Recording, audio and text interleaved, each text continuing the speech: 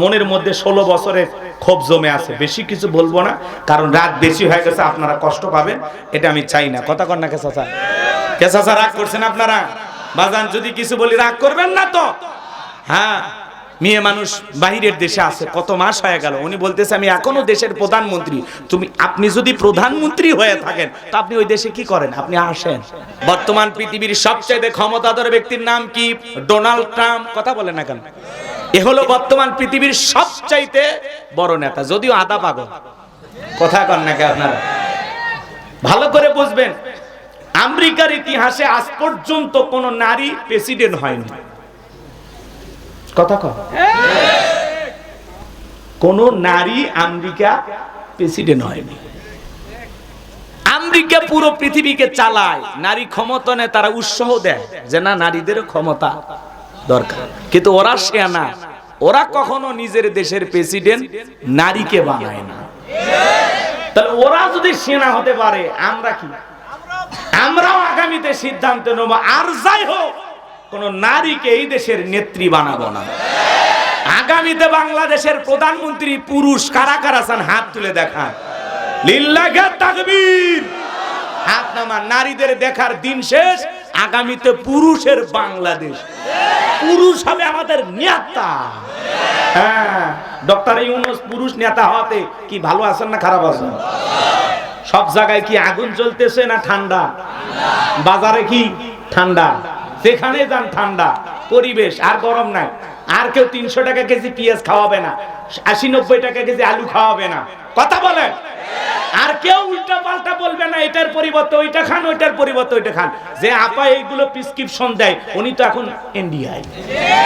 কথা কন না কে? মাঝে মাঝে ওনার কথা আমরা খুব মিস করি।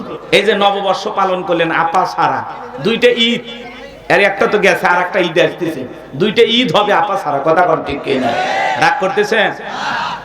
কি মহব্বত ছিল। এই জন্য বললাম কোন নারীকে এই দেশের প্রেসিডেন্ট বানানো যাবে না, কারণ নারীদের রাগ বেশি, অভিমান বেশি, জেদ বেশি। যে নারীর যত বেশি রাগ, ওর স্বামী তত বেশি। কথা কন না কে? হ্যাঁ, দেখেন না, মেয়ে মানুষ স্বামীর সাথে রাগ করে হাঁড়ি পাতিল ভেঙে ফেলে দেয়, স্বামী তুলে আছাড় মারে, রাগ করে বাপের বাড়ির যায়, কয় নতুন একটা নে ঘুরে তো দেখা। আছে না নাই? দেখলেন না, 20 কোটি জনগণ থুয়ে, দেশ থুয়ে পালিয়ে গেছে। একবারও আপনার আমার কথা ভাবেননি। তাহলে কি চাচা আর রিস্ক নেওয়া যাবে? মেয়েদের উপর ভরসা করা যাবে? আগামীতে পুরুষকে ভরসা করতে হবে। কথা কন ঠিক কিনা? কারণ আবারও যদি কোনো মেয়ে মানুষ এরকম হয়, আবারও কোনো না কোনো বার বিপদে ফেলে তুই যাবে। ওই 3 দিন শাসকবিহীন কি রাতগুলো গেছে আল্লাহ ছাড়া কেউ জানে না। কথা বলেন। লুটপাট হয়েছে, দুর্নীতি হয়েছে, ভাঙচুর হয়েছে, বাড়ি ঘরে আগুন, বিভিন্ন ভাবে নানান ধরনের অপ্রীতিকর ঘটনা ঘটেছে। উনি যদি থাকতেন, পদত্যাগ করে জেলেও যাইতেন, এই দেশের এই পরিণতি হইতো না। কথা কন ঠিক। আবার দেখেন মাঝে মাঝে কল রেকর্ড ফাঁস হয়, বলে আমি দেশের খুব কাছে আছি, শর্ট করে ঢুকবো। তো ঢুকবেনই তো, বের হলেন কেন? কথা বোঝা গেল নাকি? অনেকের মন খারাপ হচ্ছে। আমার এই কথাগুলো কি বিরক্ত হয়েছেন আপনারা? বিরক্ত হবেন না ভাই। মাঝে মাঝে ওনার কল রেকর্ড ফাঁস হয়, আমরা শুনি, কয় দেশের কাছে আছি, শর্ট করে ঢুকবো। ঢুকবেনই তো, বের হলেন কেন? কথা কন না কেন? এটাই যদি আপনার নিয়ত হয়, তাহলে বের হলেন কেন?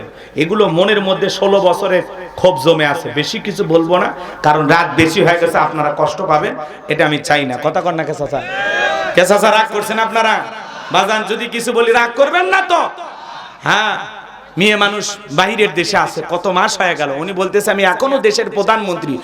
আপনি যদি প্রধানমন্ত্রী হয়ে থাকেন তো আপনি ওই দেশে কি করেন? আপনি আসেন। এই দেশ আপনার বাবার, এই দেশ আপনার স্বামীর, আপনি আসেন। কথা কন। বুবু আইবা, তুমি আইবা গো, সেই দিন আইসা বুবু ক্ষমতা পাইবা না। খোঁজ নাই বহু কাদের কাকার, অবস্থা খারাপ দরবেশ বাবার, হাও না গেলে এখন সামনেও আসে না। নেতা কর্মী সব জেলের ভিতর, আমি আছি ডরের ওপর, কখন জানি আসে গ্রেফতারি পরোয়ানা।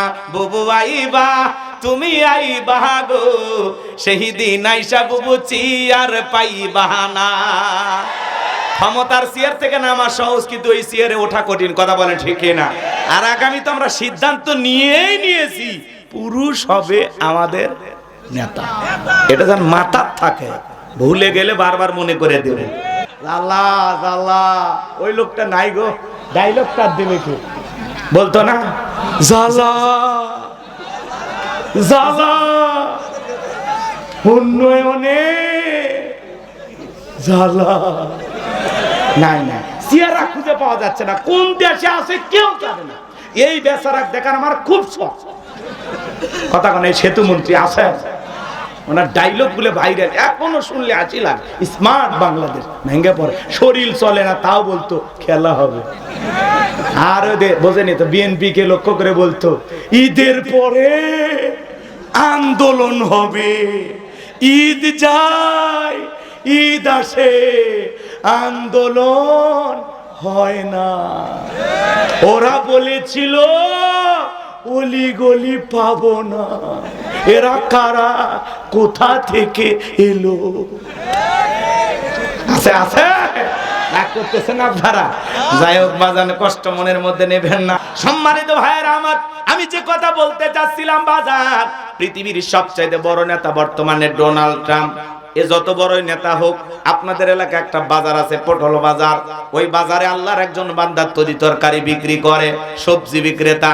আজান দেওয়ার পরে আল্লাহর এই গোলাম যদি মসজিদে গিয়ে মাথা নত করে আল্লাহকে সিজদা দেয়, পৃথিবীর বড় নেতা আমেরিকার প্রেসিডেন্টের চায়ে ওই সবজি বিক্রেতা ইমানদারের দাম কম না বেশি?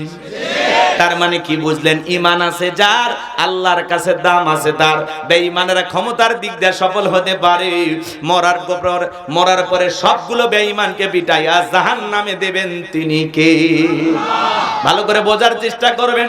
হোক রাশিয়ার প্রেসিডেন্ট, হোক না ভারতের দাদা, এরা যত বড়ই ক্ষমতাধর হোক না কেন, বাংলাদেশের একজন রিক্সা চালক, ভ্যান চালক, লোকটা যদি ইমানদার হয়, আজান দেওয়ার পরে মাথা নত করে আল্লাহকে সিজদা দেয়, এই পৃথিবীর বড় বড় লিডারদের চাইতে ওই রিক্সা চালক, ভ্যান চালক ইমানদারের দাম কম না বেশি? এইজন্য আল্লাহ বলেন ক্বাদ আফলাহাল মুমিনুন, অবশ্যই মুমিনেরা সফল।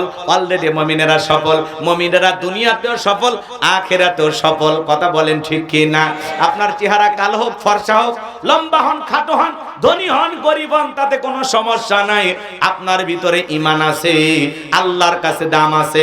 এইজন্য ঈমান নামের মহাদৌলত থাকাতে আমরা খুশি না বেজার? তার মানে পরিষ্কার ভাবে বুঝে নেওয়া লাগবে, ঈমান আনবে যারা সফল হতে পারবে তারা। ঈমানদারের দাম আল্লাহর কাছে আছে, কিন্তু কোন বেঈমানের 4 পয়সা দাম আল্লাহর কাছে নাই। কথা ক্লিয়ার না ভেজাল আছে? এবার চলেন আমি আল্লাহর কোরআন থেকে আপনাদের সামনে কথা বলবো। যেহেতু মসজিদের উদ্যোগে মাহফিল, তাই না, আলোচনা একটু ওই কেন্দ্রিক হওয়ার দরকার আছে না? খালি মসজিদ সুন্দর বানাইলে হবে না, ওই যেখানে যেন সুন্দর সুন্দর মানুষ প্রবেশ করে, আলোচনার মাধ্যমে সেই সিস্টেম তৈরি করা যায়। কথা কি বুঝতে পারতেছেন? খালি মসজিদের উন্নয়ন করবে, কালেকশন করলে হবে না, ইমানদারও কালেকশন করা লাগবে, মুসল্লি কালেকশন করা লাগবে, নামাজি বৃদ্ধি করা লাগবে। কথা কোন ঠিক? সেই ওয়াজ হবে আজকে। কথা হবে কোরআনুল কারীমের 23 নম্বর সূরা, সূরা নাম্বার 23। বাতিলের হবে সাইজ ইনশাআল্লাহ। বলে মোট আয়াত আছে 118, রুকু আছে 6টি। বিশ্বনবীর মক্কার জিন্দেগিতে আল্লাহ তাআলা এই সূরাটি নাজিল করেছেন। সূরাটির নাম সূরা আল মুমিনুন, 18 নম্বর পারার প্রথম সূরা। আর কোরআনুল কারীমের কত নম্বর সূরা? 23। মোট আয়াত 118। কথা বলা লাগবে, আমি করব ওয়াজ, আপনারা দিবেন আওয়াজ, জবাব দিবেন ঠিক ঠিক, আলোচনা হবে কমপ্লিট। শ্রোতাদের স্পিরিটে বারে বক্তার হিট, আলোচনা হবে জায়গা মতো ফিট। আগে বলতাম কিছু ওয়াজ প্যান্ডেলে, কিছু ওয়াজ অ্যাঙ্গেলে, এখন আর অ্যাঙ্গেলে না, যা বলবো সব ডাইরেক্ট। অ্যাঙ্গেলে বলার দিন শেষ, ডাইরেক্ট বলার বাংলাদেশ। এখন কি আর ভয় আছে? এখন হুজুরদেরই দিন। কথা কন না কেন? সামনে যায়, কষ্ট হচ্ছে। কোন সূরা? সূরা আল মুমিনুন। সূরা আল, মনে থাকবে, ওই যে এক জায়গায় শুনছেন সূরা কাউসার, আজকে সূরা আল মুমিনুন। আর এক জায়গায় আসলে নতুন কোন বিষয়। কোরআন হাদিসে তো ওয়াজের অভাব নেই।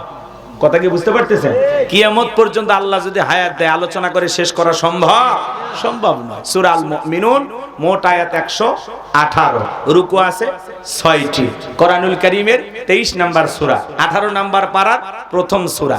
আল্লাহ পাক তার বিশ্বাসী বান্দাদের জন্য সূরা আল মুমিনুন নাজিল করেছেন। যারা অবিশ্বাসী কাফের এদের জন্য আল্লাহ পাক একটি সূরা নাজিল করেছেন। সূরাটির নাম হলো কাফিরুন। বলেন কি নাম? কুল ইয়া আইয়ুহাল কাফিরুন। কাফেরদের জন্য আল্লাহ রাব্বুল আলামিন সূরা কাফিরুন নাজিল করেছেন। যারা হলো দুদুল্যমান, দুই নৌকায় পা দিয়া চলে, মুখে বলে একটা, অন্তরে আর একটা, দুমুখ সাপ। বৃষ্টি যেই দিকে ছাতা ধরে সেই দিকে গুলালু মার্কা সব তরকারিতে চলে। ওদের নাম হলো মুনাফিক। এই মুনাফিকদের জন্য আল্লাহ রাব্বুল আলামিন একটি সূরা নাজিল করেছেন। সূরার নাম হলো মুনাফিকুন। মুনাফিকদের স্বভাব হলো ইসলাম নামের গাছের গোড়া কেটে মাথায় পানি ঢালে। চুপ করে থাক ধোঁকাবাজ, চোখে তোদের নাহি লাজ। চুপ করে থাক ধোঁকাবাজ, চোখে তোদের নাহি লাজ। গোড়া কেটে মাথায় ডালো পানি, তোদের চিনি আর কতকাল করবি রে শয়তানি। মুনাফিকেরা চেনেন না? সকালবেলা কোরআনের মাহফিলের অনুমতি দিয়া সন্ধ্যেবেলায় পুলিশ পাঠায় বন্ধ করত। মুখে মুখে বলতো তাহাজ্জুদ পড়ি, নামাজ পড়ি, কোরআন পড়ি, আবার সুযোগ পাইলে আলেমদেরকে ফাঁসির দড়িতে ঝোলাইতো। কথা বলেন ঠিক কিনা? রাগ করতেছেন আপনারা? একটু অপেক্ষা করেন। সম্মানিত ভাইয়েরা আমার, মুনাফিকদেরকে নিয়ে আলোচনা করার সময় আমার হাতে হবে না।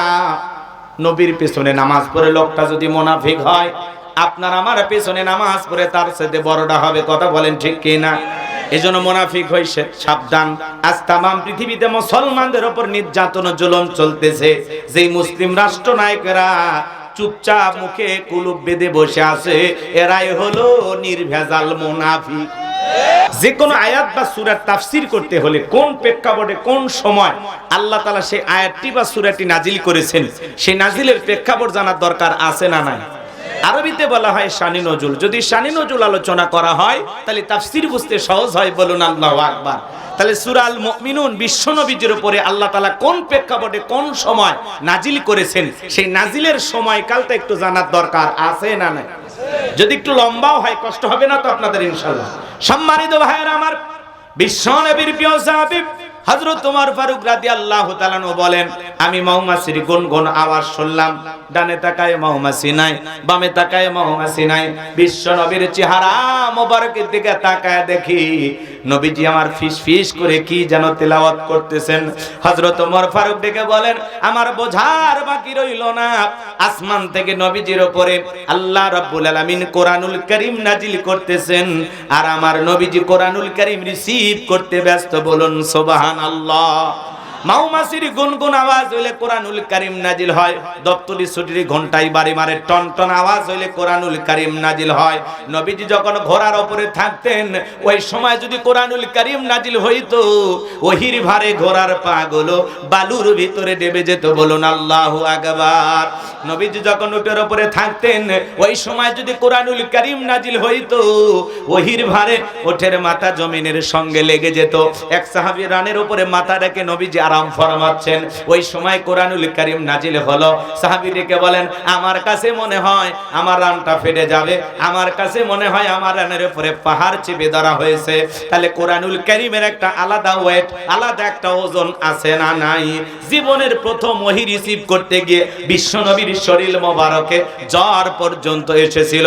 দীর্ঘ 23টি বছরে আল্লাহ রাব্বুল আলামিন জিবরাইলের মাধ্যমে বিশ্বনবীর উপরে কোরআনুল কারীম নাজিল করেছেন। এই কোরআনের সম্মান মর্যাদা কত আমরা বুঝি না। এমন মুসলমান 40, 50, 60 বছর বয়স হয়ে যাবে, আল্লাহর কোরআনটা কোনোদিন খুলেও দেখে নাই। এরকম কপাল পোড়া মুসলমান আছে না নাই? আল্লাহর পাঠানো এই চিঠিটা পড়লেন না, তাহলে মালিক কি বলেছেন কেমনে বুঝবেন? এজন্য কোরআনের সাথে আমাদের সম্পর্ক রাখা দরকার আছে না নাই? কোরআন পড়ার দরকার আছে না নাই? কোরআন পড়তে হবে, বুঝতে হবে, কোরআন মানতে হবে। কথা বলেন ঠিক কি না? লম্বা হবে, লম্বা আমার করতে পারবো না বাজান। বিশ্ব নবীজির উপরে 8টি পদ্ধতিতে কোরআনুল কারীম নাজিল হইতো। বলতে গেলে লম্বা সময় লাগবে, এত সময় আমার হাতে নাই, সংক্ষিপ্ত কথা বলে দিয়ে যায়। হযরত ওমর ফারুক ডেকে বলেন, নবীজির কোরআনুল কারীম রিসিভ করা শেষ হয়ে গেল। বিশ্ব নবী সাহাবায়ে কেরামদের দিকে মুখ ঘোরায় ডেকে বলেন, ও আমার সাহাবীরা, এই মাত্র আসমান থেকে জিবরাইল এসে আমার উপরে কোরআনুল কারীমের সূরা আল মুমিনুনের 10টি আয়াতে কারিমা নাযিল করে জানায় দিয়ে গেলেন, নবী গো, এই 10টি আয়াতের ভিতরে আল্লাহ রাব্বুল আলামিন তার আদরের মুমিন বান্দাদের জন্য 7টি কোয়ালিটি নিয়ে আলোচনা করেছেন, 7টি গুণাবলী নিয়ে আলোচনা করেছেন। কোন মুমিন যদি এই 7টি গুণে গুণান্বিত হতে পারে, 7টি গুণ দিয়ে তার জীবনটাকে সাজাইতে পারেন, আমার আল্লাহ রাব্বুল আলামিন বলেন, উলাইকা হুমুল ওয়ারিসুন আল্লাযীনা ইয়ারিসুনাল ফিরদাউস হুম ফিহা খালিদুন। আমার আল্লাহ রাব্বুল আলামিন বলেন, তারাই হবেন উত্তরাধিকারী জান্নাতুল ফিরদাউসের, সেখানে তারা চিরকাল বসবাস করবেন। আমার আল্লাহ কোনদিন তাদেরকে জান্নাত থেকে বের করে দেবেন না। ও টাঙ্গাইলের বাবাজিরা, আপনার আমার টার্গেট জান্নাত না জাহান্নাম? কারা কারা জান্নাতে যেতে চান দুই হাত তুলে আল্লাহকে দেখান। আল্লাহ পাক আমাদের সবাইকে জান্নাতুল ফিরদাউসের ওয়ারিস হিসেবে কবুল করুন, জোরে বলুন আমিন। জান্নাতে যেতে হলে কয়টা গুণাবলী? 7টি। জোরে বলেন কয়টি? এবার 7টা আঙ্গুল দেখান, বলেন তো কয়টি? 7টি। আরো জোরে, জোর হলো না, এ উঠেই যাবে। হাত নামান, একটু মিছিল করে অভ্যাস করেন। 16 বছর মিছিল করতে পারেননি, সামনে মিছিল করা লাগবে। কথা কোন ঠিক কি না? জান্নাতে যাওয়ার সবার আশা আছে না? কথা বলেন। কেউ কি জাহান্নামে যেতে চান? আমরা কেউ জাহান্নামে যেতে চাই না। আল্লাহ যেন আমাদের সবাইকে জাহান্নামের আগুন থেকে মুক্তি দেন, জোরে বলেন আমিন। সব সময় আল্লাহর কাছে বলবেন, রব্বানা আতিনা ফিদ দুনিয়া হাসানাতাও ওয়া ফিল আখিরাতি হাসানাতাও ওয়া কিনা আযাবান নার। জাহান্নাম থেকে মুক্তি চাইতে হবে কার কাছে? দুনিয়া আখিরাতের সব কল্যাণ দেওয়ার মালিক কে? আর জাহান্নামের আগুন থেকে বাঁচানোর মালিক আল্লাহ। কষ্ট হচ্ছে? আমি জাহান্নাম নিয়ে কথা বলবো না, আমি আলোচনা প্রসঙ্গে অনেক জায়গায় বলি, কিন্তু আজকে সময় পাবো না, ওই জন্য আমি জাহান্নামের দিকে আজকে আলোচনাটা নিয়ে যেতে পারলাম না। কষ্ট হচ্ছে আপনাদের? আমার কথা মনোযোগ দেবেন, এদিক খেয়াল করেন। বিশ্বনবী বলেন, যদি এই 7টি কোয়ালিটিকে অর্জন করতে পারে, আল্লাহ তাআলা তাকে জান্নাতুল ফিরদাউসের ওয়ারিস বানায় দিবেন। বাবা মারা গেলে সন্তান যেরকম ওয়ারিস সূত্রে বাবার সম্পত্তির ভাগ পায়, কোন মুমিন যদি এই 7টা গুণাবলী অর্জন করে মারা যেতে পারে, তার নামে জান্নাতুল ফিরদাউসে জায়গা বরাদ্দ থাকবে, সে হবে জান্নাতুল ফিরদাউসের উত্তরাধিকারী। ঢাকা গুলশানে বাড়ি হলে, উত্তরায় বাড়ি হলে, লন্ডন আমেরিকা কানাডায় যদি বাড়ি হয়, আমরা পাগল পারা হয়ে যায়, যাক আমার বিদেশে বাড়ি আছে, অমুক জায়গায় বাড়ি আছে। আর আজকের আলোচনা শুনে যদি জান্নাতুল ফিরদাউসে একটা ফ্লট বরাদ্দ হয়, আর কিছু লাগে না? কথা কয় জান্নাতে যাওয়ার জন্য এই আওয়াজ। যুবক যারা আসো, মন খারাপ করছো বাবা, এই 7টা কোয়ালিটির মধ্যে 4 নাম্বার কোয়ালিটিতে যুবক আর যুবতীর জন্য স্পেশাল আলোচনা আছে। হ্যাঁ, একটু অপেক্ষা করেন। তোমরা যারা যুবক আছো, তোমরাও যুবক, আমিও যুবক, তোমাদের মনের দুঃখটাকে আমি বুঝি। তোমাদের জন্য স্পেশাল আলোচনা মাথার মেমোরিতে সেভ করা আছে, সময় মতো ডাউনলোড দিয়ে শোনায় দিই। মা বোন যারা আসছেন, মা নিরাশ হবেন না, আপনাদের জন্য হালকা কিছু বরাদ্দ আছে। কথা কর নাকি আপনারা? সবার জন্য আলোচনা হবে, একটু অপেক্ষা করুন। কষ্ট হচ্ছে আপনাদের? আমার ভাইয়েরা, বিশ্ব নবী তখন সাহাবায়ে কেরামদের দিকে মুখ ঘোরায় তেলাওয়াত করে শুনিয়ে দিলেন। আমার আল্লাহ রাব্বুল আলামিন বলেন, ক্বাদ ফালাহাল মুমিনুন। আমার আল্লাহ রাব্বুল আলামিন বলেন, অবশ্যই মুমিনেরা সফল, অলরেডি মুমিনেরা সফল। সফল হয়েছে তারা ঈমান এনেছে যারা, বলেন আল্লাহু আকবার। টাকা থাকলে সফল হওয়া যায় না, ক্ষমতা থাকলে সফল হওয়া যায় না, যশ খ্যাতি থাকলে সফল হওয়া যায় না। আল্লাহর কাছে সফল হতে পারবে তারা ঈমান আনবে যারা। তাহলে ক্বাদ আফলাহাল মুমিনুন, অবশ্যই মুমিনেরা সফল। সফল হয়েছে তারা, ঈমান এনেছে যারা। আমি বলবো সফল হয়েছে কারা? আপনারা বলবেন ঈমান এনেছে যারা। বলতে পারবেন না? বলেন সফল হয়েছে কারা? আরেকটু জোরে, সফল হয়েছে কারা? ঈমান এনেছে যারা। মাশাআল্লাহ, আমরা সবাই ঈমানদার তো নাকি কোনো সন্দেহ আছে? আমরা এই দিক শোনেন, আমার ভিতরে ঈমান আছে, এজন্য আমি আল্লাহর উপরে খুশি না বেজার? আল্লাহ চাইলে অমুসলিমের ঘরে জন্ম দিতে পারতো না? আল্লাহ ভালোবাসা মুসলমানের ঘরে জন্ম দিয়া জান্নাতের রাস্তা একটু আগায়া দিছে। এরপরে পৃথিবীর শ্রেষ্ঠ ধর্ম ইসলাম ধর্মের মানুষ বানায় জান্নাতের রাস্তা আগায়া দিছে। পৃথিবীর শ্রেষ্ঠ কিতাব কুরআনুল কারীম দান করে জান্নাতের রাস্তা আরেকটু আগায়া দিছে। এরপরে আখিরি নবীর আখিরি উম্মত বানায়া এই মর্যাদার আসন দিয়া আল্লাহ জান্নাতের রাস্তা আরেকটু আগায়া দিছে। এখন একটু আমল করলেই জান্নাত। আল্লাহ যেন কবুল করেন, জোরে বলেন আমিন। কষ্ট হচ্ছে? এইবার মুমিন বান্দার 7টি গুণাবলী। ছোট্ট একটা প্রশ্ন আপনাদেরকে করি, একজন অমুসলিম জোহরের নামাজের পূর্বে ঈমান গ্রহণ করেছে, ওই ব্যক্তির উপরে জোহরের সালাত আদায় করা কি ফরজ? মাশাআল্লাহ, চমৎকার শ্রোতা, জ্ঞানী মানুষ আপনারা, আমি খুশি হইলাম আপনাদের কথা শুনে। এইবার শুনেন, ঈমান আনার পরে মুমিন জীবনের সবচাইতে গুরুত্বপূর্ণ ইবাদতের নাম হলো সালাত। আল্লাহ যখন মুমিনদের 7টি কোয়ালিটি 7টি গুণাবলী নিয়ে আলোচনা শুরু করলেন, আল্লাহ 1 নাম্বার সালাত দিয়ে শুরু করছেন। সুবহানাল্লাহ কোন। কিয়ামতের ময়দানে আল্লাহ তাআলা সর্বপ্রথম সালাতের হিসাব নেবেন, বলুন সুবহানাল্লাহ। এইবার 1 নাম্বার গুণাবলী আমার আল্লাহ রাব্বুল আলামিন বলেন, আল্লাযীনা হুম ফি সালাতিহিম খাশিউন। মুমিন বান্দার 1 নাম্বার গুণাবলী, যারা নিজেদের সালাত বিনয়ের সহিত নম্রতার সহিত আল্লাহর ভয় নিয়ে আদায় করে। আপনি যখন সালাত আদায় করার জন্য দাঁড়িয়ে যাব, অন্তরে ভয় থাকতে হবে কার? ইয়া আইয়ুহাল্লাযীনা আমানুত্তাকুল্লাহ, হে ঈমানদারগণ আমি আল্লাহকে ভয় করো, হাক্ক তুকাতিহি, ভয় করার মতো ভয় করো। কিভাবে সালাত আদায় করবেন? কতটা বিনয়ের সহিত নম্রতার সহিত। এই আয়াতের ব্যাখ্যায় তাফসীর কারকার লিখেছেন, তাফসীর ইবনে কাসির থেকে বলছি, অন্তরের ভিতরে সুচিন্তা, দুশ্চিন্তা, কুশ্চিন্তা, বিবির কথা, সংসারের কথা, ব্যবসা বাণিজ্যের কথা, দুনিয়াবি কোনো চিন্তা ভাবনা মনের মধ্যে রাখা যাবে না। টেনশন মুক্ত হৃদয় নিয়ে আল্লাহর ভয় নিয়ে মসজিদে প্রবেশ করা লাগবে। বলুন আল্লাহু আকবার। আল্লাযীনা হুম ফি সালাতিহিম খাশিউন, যারা নিজেদের সালাত বিনয়ের সহিত নম্রতার সহিত আল্লাহর ভয় নিয়ে আপনি আমি যখন নামাজের ভিতরে দাঁড়িয়ে যাব, সালাত আদায় করার জন্য মসজিদের ভিতরে প্রবেশ করব, মনে মনে আল্লাহকে ভয় করব, আর মনে মনে এই খেয়ালটা করব, আমি নামাজ আদায় করতেছি, আমার আল্লাহ আমাকে দেখতেছেন। কথা কয় না, কথা কয় না। আপনি নামাজে দাঁড়াবেন আর মনে মনে খেয়াল করবেন, আমি নামাজ আদায় করতেছি, আমার আল্লাহ আমার সামনেই দাঁড়িয়ে আছেন। আপনি আমি জোহরের সালাত আদায় করব আর মনে মনে খেয়াল করব, এই জোহরের সালাত আমার জীবনের শেষ সালাত, আমি আসর পর্যন্ত দুনিয়াতে নাও বেঁচে থাকতে পারি। ফাঁসির আসামি যেমন জীবনের শেষ মনে কইরা রাত 10টা বাজে যদি বলা হয় 12টায় আপনার ফাঁসি, ফাঁসির আসামি যদি ঈমানদার হয় অবশ্যই ফাঁসিতে ঝোলার আগে 2 রাকাত নামাজ আদায় করবে।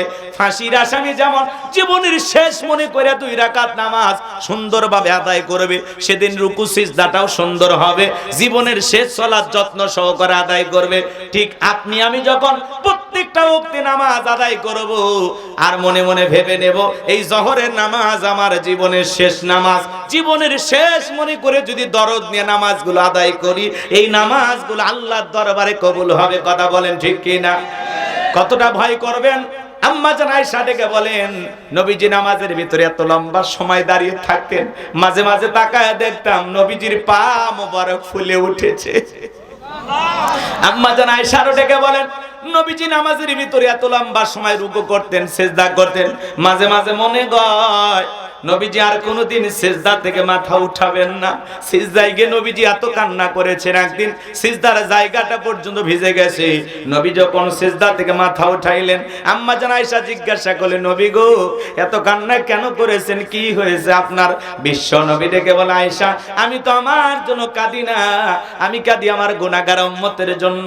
আল্লাহর কাছে কেঁদে কেঁদে বলি, আল্লাহ আমার গুনাহগার উম্মতের গুনাহগুলো মাফ করে দাও, আমার উম্মতকে ওই কঠিন জাহান্নামের আগুন থেকে মুক্তি দাও।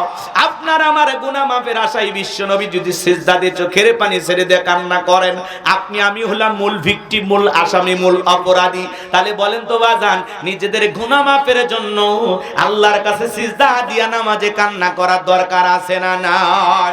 সাহাবা ইকরাম কিভাবে সালাত আদায় করতেন। মরুভূমিতে বিশ্বনবীর সাহাবীরা নামাজে দাঁড়িয়ে যেতেন। ওই মরুভূমির পাখিগুলো খেজুর গাছ মনে করে সাহাবা ইকরামদের কাঁধের উপরে, মাথার উপরে বসে থাকতো। বিশ্বনবীর সাহাবীরা সালাতে এত মনোযোগ, কাঁধে পাখি পয়রা থাকে, তারপরেও তারা টের পাইতো না। বলেন সুবহানাল্লাহ। আর আপনি আমি যদি একটা মশা পরে হাতে এই জায়গায় নিয়ে যা, আগে মশা মারে তারপরে সূরা ধরে, কথা কোন ঠিক কিনা? হযরতে তালহা রাদিয়াল্লাহু তাআলা নহু সালাত আদায় করতেছেন, জঙ্গল থেকে সাপ এসে ছেলেটা খেলা করতেছিল, পেঁচিয়ে ধরেছেন। স্ত্রী মানুষজনকে ডাকলেন, ছেলেটাকে বিপদমুক্ত করলেন। হযরতে তালহা নামাজ জিজ্ঞাসা করলেন, বিবি রে, বাড়িতে এত মানুষজন, ব্যাপারটা বুঝতে পারলাম না। ডেকে বলে, স্বামী, আপনি যখন নামাজের মধ্যে দাঁড়িয়ে গেছেন, জঙ্গল থেকে সাপ এসে সন্তানটাকে পেঁচিয়ে ধরেছে, আমি মানুষজনকে ডাকলাম আর ছেলেটাকে বিপদমুক্ত করলাম।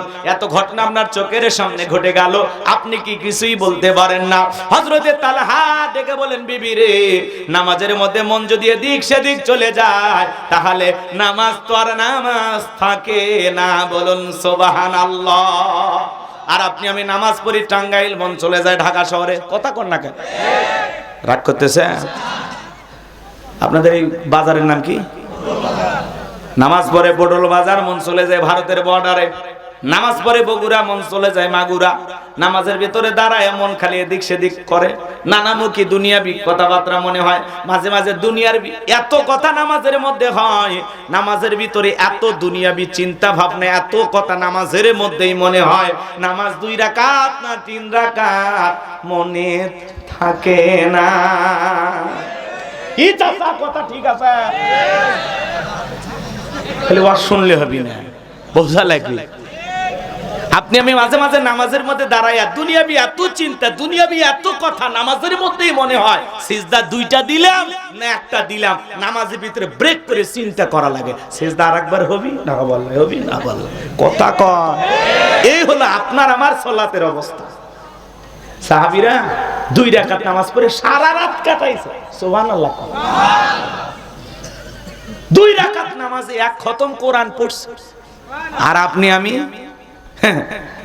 কি নামাজ 2 রাকাতে 2 মিনিট, কথা কন না কেন? 2 রাকাতে কয় মিনিট? 2 মিনিট। 4 রাকাত 4 মিনিট। 4G 5G গতি নামাজ, এত স্পিরিট, এত গতি নামাজের, বাপ রে বাপ। খালি সিজদা মারতেছে আর মারতেছে। ওর ধান্দা 2 রাকাতের 4 সিজদা একবারে দিলে আরো ভালো, ভেজাল মুক্ত নামাজ, কথা কন না কেন? যখন রমজান মাস আছে, প্রত্যেকটা মসজিদে মনে হয় তারাবির প্রতিযোগিতা শুরু হয়ে যায়। যেই হুজুরের যত গতি, তার হাদিয়া তত বেশি। সেই স্পিরিটে নামাজ পড়ায়। 20 রাকাত 16 মিনিটে শেষ। ওরা নামাজ পড়ছে না, তামাশা করছে, আল্লাহ জানে। খালি আলহামদু আর দোয়াল্লিন, মাঝখানে কি ভূমিকম্প হয়েছে ফেরেশতারা বোঝা মুশকিল। এই হলো আপনার আমার সালাতের অবস্থা। দাঁড়াতে দেরি, রুকু তার সিজদা যেতে দেরি হয় না। কি ভাই রাগ করছেন? সোনার মক্কা মদিনা আল্লাহ তারে গোলামকে নিয়েছিল, সেখানে তারাবি পড়লাম, সময় লাগলো 1 ঘন্টা 45 মিনিট। আর আপনার 30 রাকাতে 7 থেকে শুরু করে বেতের পর্যন্ত শেষ। কথা কন না চাচা, রাগ করছেন আপনারা? এই নামাজ দিয়ে জান্নাত 2 রাকাতে 2 মিনিট। এই নামাজ আল্লাহর আসমানে পৌঁছা দূরের কথা, মসজিদের ছাদের উপর উঠছে কিনা সন্দেহ হয়, কথা কোন ঠিক না? হ্যাঁ, রাগ করতেছেন নাকি আপনারা? মন খারাপ করবেন না ভাই, কষ্ট মনের মধ্যে নেবেন না। লম্বা হবে, আমি লম্বা করতে পারবো না। তাহলে নামাজের মতো আদায় করা দরকার আছে না নাই? তামাশা করলে হবে না বাজান গো আমার। এক চাচা আমি এত তাড়াহুড়ো করে ওযু করছে, 1 ঠ্যাং না ধুয়ে মসজিদে ঢুকছে, তাই সালা মসজিদ পিছলা খায়, চাচা একদিক লুঙ্গি একদিক, তাও বলে আল্লাহু আকবার। মানুষ বলে চাচা আগে লুঙ্গি ঠিক করেন, কারণ আগে জামাত ধরি। এরকম তাড়াহুড়ো করে নামাজ পড়লে হবে না, কথা কন। নামাজের জামাত শুরু হয়েছে, আস্তে হাঁটেন, জোরে হাঁটতেছেন কেন? এর আগে কি করছেন? নামাজ শুরু হবে 1:30-এ, 1 মিনিট আগে যা খালি ওযু। পেছনে দাঁড়ায় থাকলে ভাই তাড়াতাড়ি ওযু করেন। আরে ওযু কেমনে তাড়াতাড়ি করবি? ওযু হলো নামাজের পাসওয়ার্ড, কথা কন না কেন? ওযু ঠিকঠাক হইলে তো নামাজ হবে বেটা, ওযুই ঠিক হচ্ছে না তো নামাজ হবে কেমনে? তো তাড়াহুড়ো করে ওযু করছেন, তার মানে একদিন খালি মুখ দিয়ে দাঁড়ালে হবে, খালি মুখ মন্ডল ধুলে হবে, হাতটা ধোয়ার দরকার নেই, পাও ধোয়ার দরকার নেই, নাকি কম? এরকম কইরেন না। আমার ওয়াজ শুনে আপনাদের খারাপ লাগতে পারে, কিন্তু কথাগুলো একটু চিন্তা ভাবনা করবেন যে না খাপে খাপ মমতাজের মা, যে হুজুর যা বলতেছে বাস্তবতার আলোকে কথা কোন ঠিক কিনা। নামাজ পড়তে গেছেন, তামাশা করতে যাননি। আপনি আল্লাহর ঘরে গেছেন আল্লাহকে খুশি করার জন্য। কিভাবে নামাজ পড়লে, কিভাবে রুকু সিজদা করলে নামাজ নামাজের মতো হবে, আসমানের মালিক আপনার আমার মনিব আল্লাহ খুশি হবে। আপনি আল্লাহকে খুশি করার জন্য গেছেন, তামাশা করার জন্য যাননি।